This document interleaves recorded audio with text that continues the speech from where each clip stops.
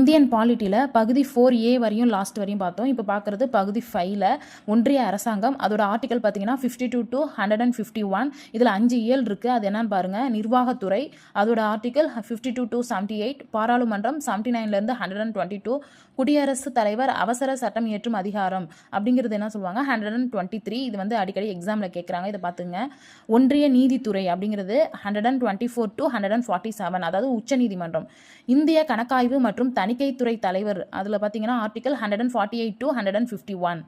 பகுதி 6ல் மாநில அரசாங்கம் பற்றி பார்க்கலாம். இதோட ஆர்டிக்கல் 152 to 237. பொதுவில் பார்த்தீங்கன்னா 152.